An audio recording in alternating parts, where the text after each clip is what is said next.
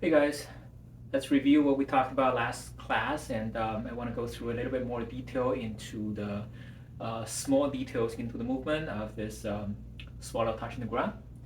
So first of all, let's make sure that we understand there are 6 small steps, and we want to make sure that we divide our move into those 6, and you want to make sure every time you go through the movements, you have those 6 that actually clearly identify through your movement.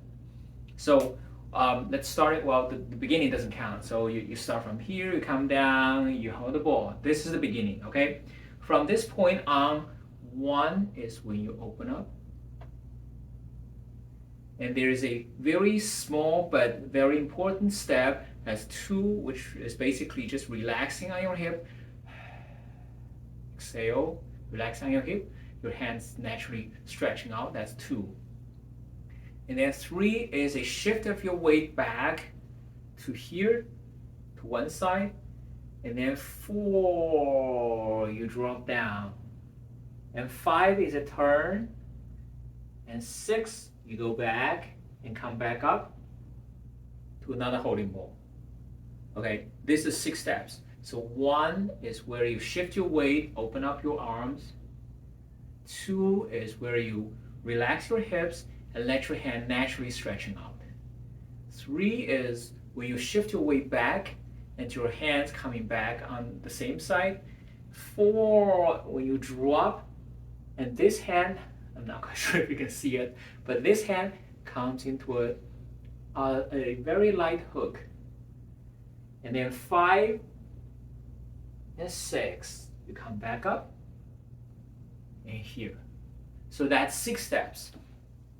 So what you want to make sure is every time you go through the movement, you have those 6. And the easiest way to have those 6 is that you inject a tiny little bit of a break in your movement.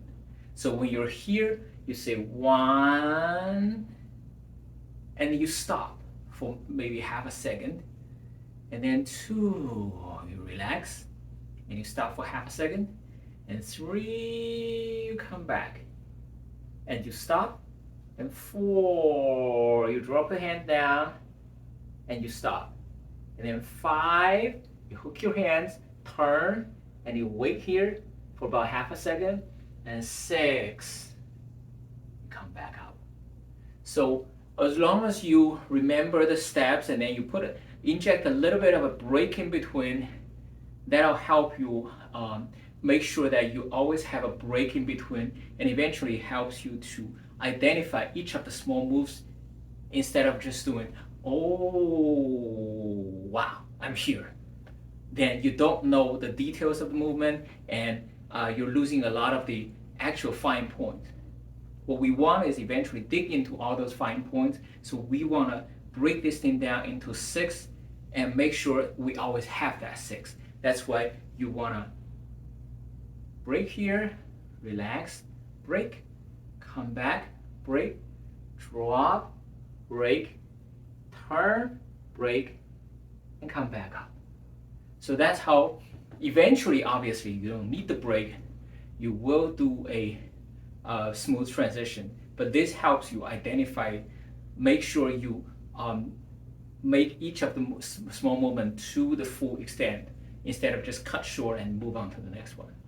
So that's the first thing we want to make sure. 6 steps. There are 3 weight shift in there. Make sure you do the shift, and at the beginning, make sure you inject a little bit of a break in there. So let's start from the beginning. I'm just gonna put a little bit more detail in there.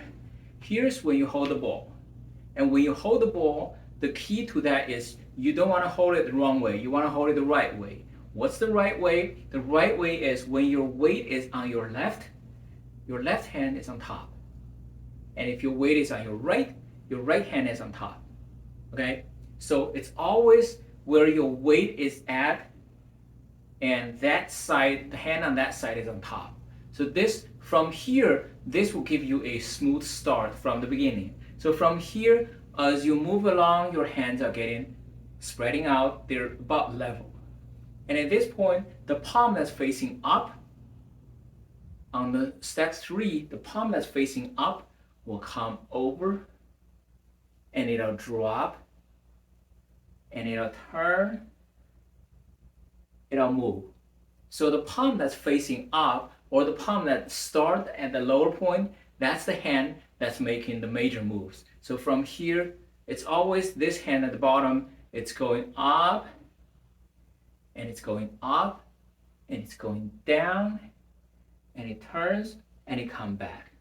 The hand that's on top, the only thing that this hand does is once you start over here, once you're here, you're dropping.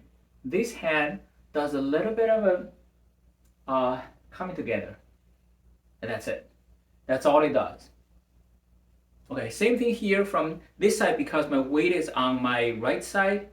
My right hand is on top. So as I go along, my left hand is doing most of the job. Now I come back, I drop, and as I drop, my right hand, the only thing that it does is come together. And then you turn, it comes back. So make sure you, before every movement, make sure your hand is proper. Your proper hand is on top and the other hand is on top, on bottom. Because if you have this, there's no way for you to go the other way. And your hand is already pointing this way. You're pretty much in a very confused state and it's very hard for you to move on. But here, there you go. Everything's so natural. You're on the bottom, you shift to your right side, your hands open. So everything from this point on will come so naturally.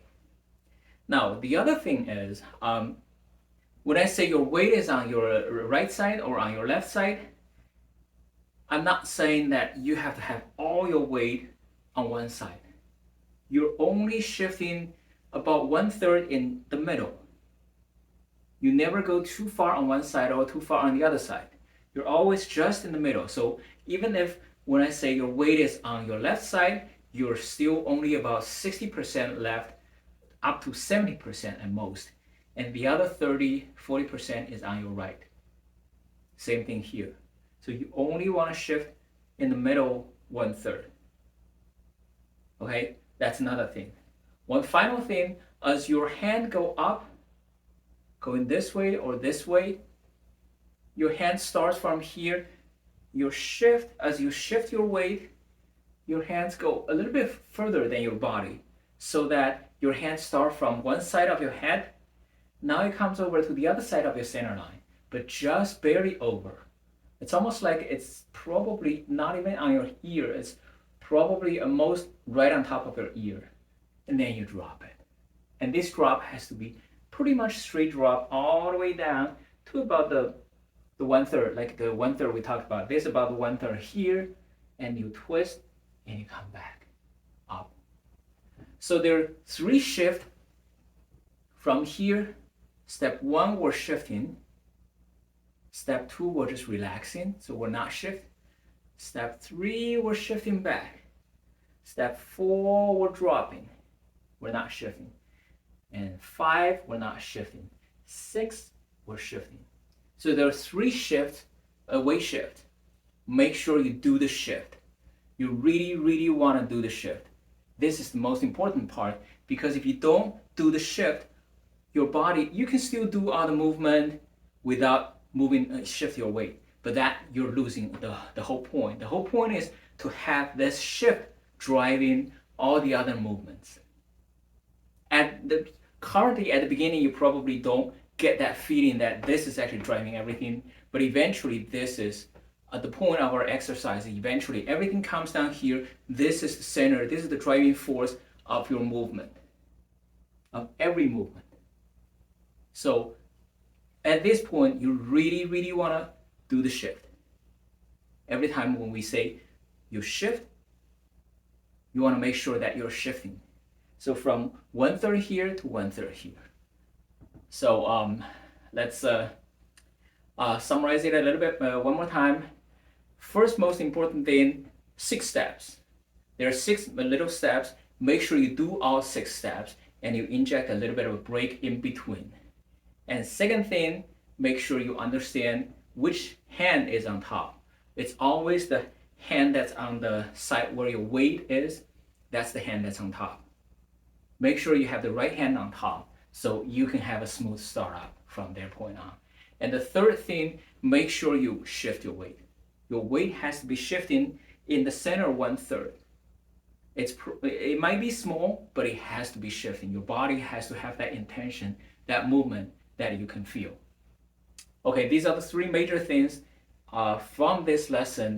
That would be the three major takeaways. And anything else, we can talk in our last lesson.